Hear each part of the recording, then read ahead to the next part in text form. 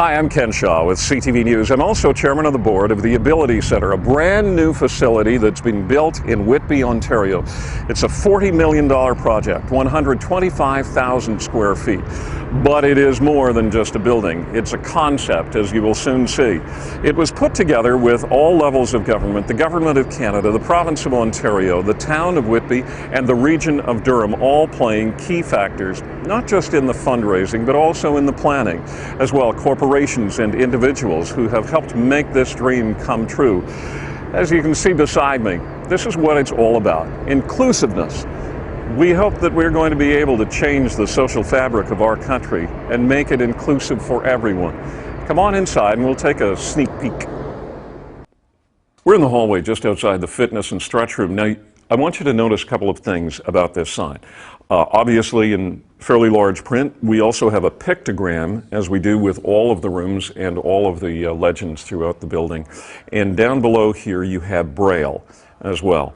So come on inside, and let me show you what the fitness and stretching room is all about. It has a special floor that is a floating floor, and it gives. So whether you're doing yoga or Pilates or TRX, the floor makes it easier on your joints. And once we come through there, we're going to go into the fitness weight room. Everything in here as well, totally accessible. Now, actually, calling this a weight room may be a bit of a misnomer because you don't see any weights here. Instead, this is all controlled through compressed air. These are all state-of-the-art pieces of equipment that are easily adaptable between able-bodied people and people who have physical challenges. Down here to demonstrate some of this is our pal Tom Holden. Tom is Vice President of Operations here. Tom, tell us a little about the equipment and how people use that. Hey, I'm sitting at the pec deck right now, and what that does is it works the upper body. But this piece of equipment that I'm sitting at right now is fully accessible and fully adaptable.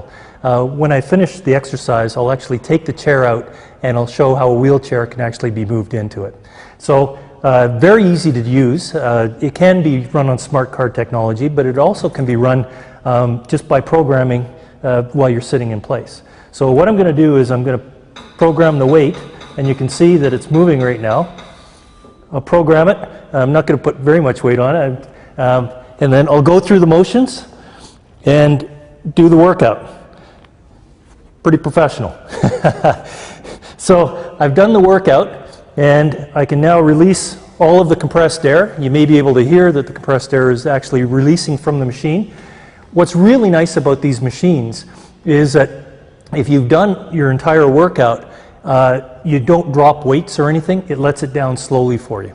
So now I'm going to get up, and I'm just going to remove the chair very easily, and a wheelchair can roll into this, and it's 100% accessible and very, very easy for anybody to use. But of course, we're going to have people at the front desk that are going to be able to help people out if you have to move a chair and you're not able to do it on your own. Now, it's not just the PAC deck here, it's all of the equipment here, isn't it? All of the equipment. That's easily adaptable.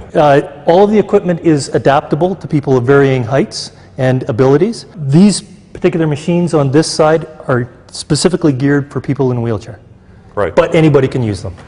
Another thing that is kind of really neat about this room, these televisions actually do have closed captioning on them.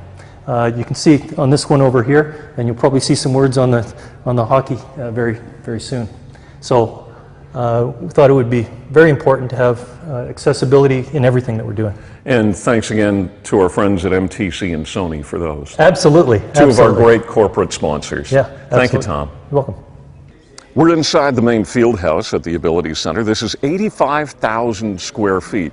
And what I'm standing on here is 6 lanes wide. This is IAAF track, so it's something that can be used for sanctioned meets. And as I walk along, I'm holding on to one of the rails here. This is primarily for people who either have mobility issues as they walk along, and you know, we're talking about cardio rehab and that sort of thing as well, or people who are visually impaired. And just on the inside here, you see some of the state-of-the-art equipment, the fitness equipment that we saw earlier. There was another room that had state-of-the-art equipment there. This matches it out in the open.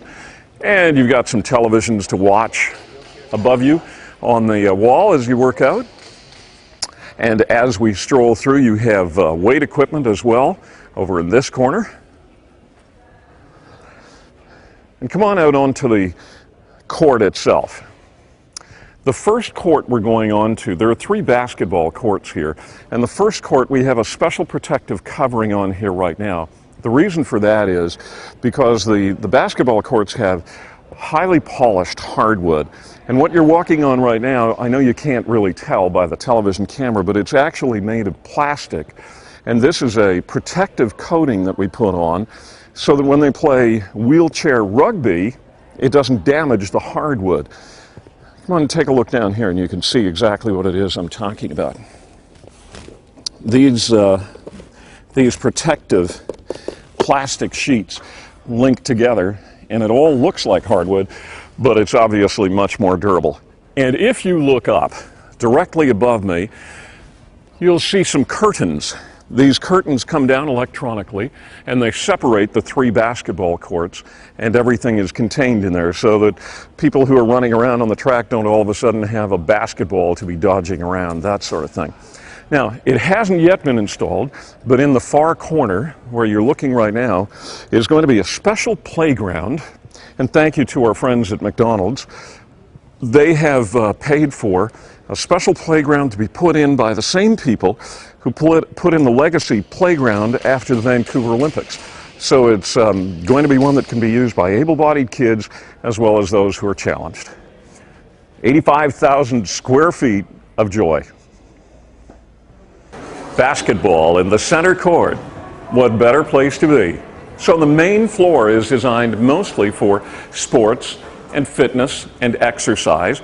And here on the second floor, we're dealing more with life skills. There is a sensory room for children with autism, and the sensory room helps to calm them and bring them down. And you can see some of the rooms here that we have, a music room, an art room, a games room. Again, everything clear in the legends as to where you're going and what's available. As you walk throughout the building, you're going to see a lot of the color yellow, particularly on the floors as a guideline. For people who are losing their sight, yellow is actually one of the last colors that they retain, so that helps the people who are visually impaired know where they're going. Right now, we're going into the lounge.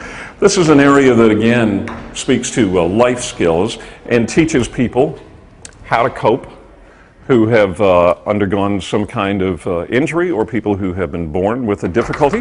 And I want you to meet Deborah Bright. Deborah is the president and CEO of the Ability Center.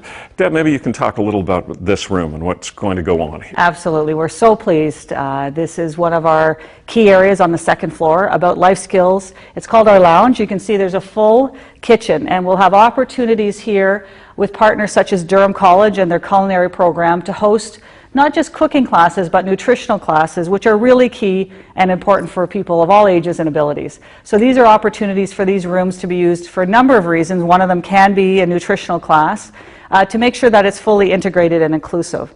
The other thing that we'll primarily use this room for is the Adult Social Club.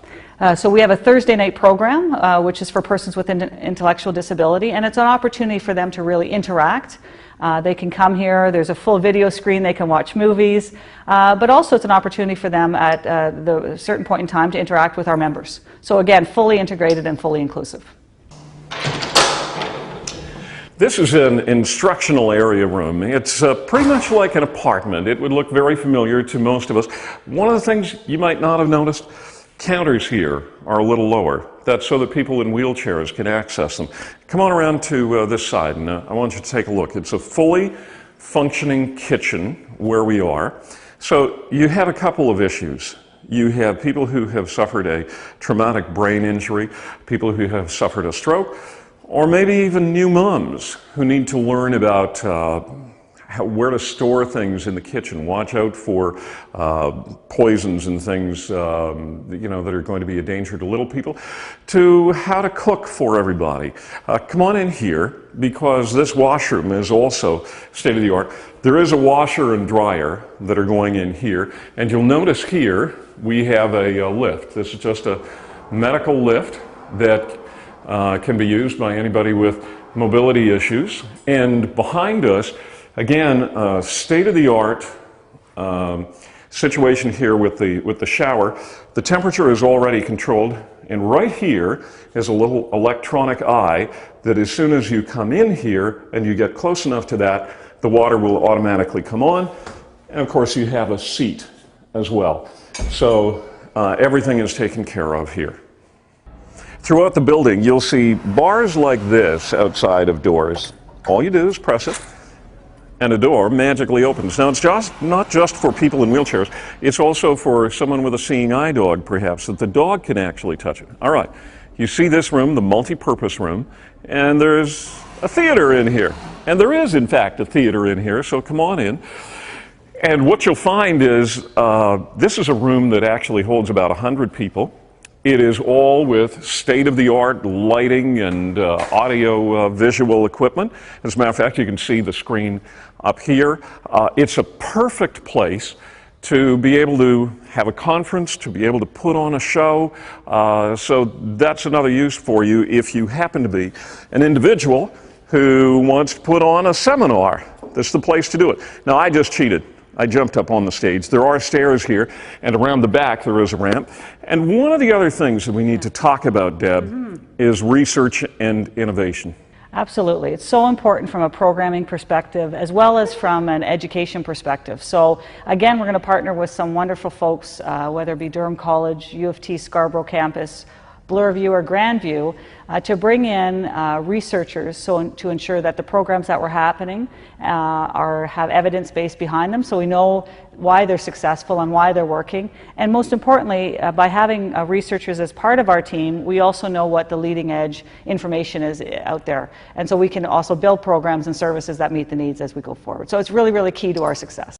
Now, one of our partners, and just over your shoulder here I can see is the connection to the music room. Yes. One of our partners happens to be the Royal Conservatory of Music. What kind of programs are we doing with that? Yeah, they've been a great partner. So we've already started programs even before we have our doors open. We have 2 current programs with them, a choir and a drumming program. And so we're using their expertise, their instructors, and bringing the programs out to the Durham region, to Whitby, and to the Ability Center, and to expand their reach as well as we get their expertise in the wonderful programs that they do. So they're one of our many program partners, and we're very pleased to partner with them.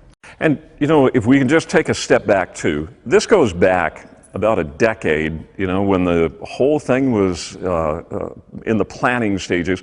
And it really goes back to Jim Flaherty and Christine Elliott, who had personal understanding of what it's like for people with different challenges, whether they're physical or cognitive, and wanted to build a place that is going to be a showpiece for the country and hopefully for the world. We're talking about changing the social fabric, and we're talking about inclusiveness everywhere when we take our tour through here.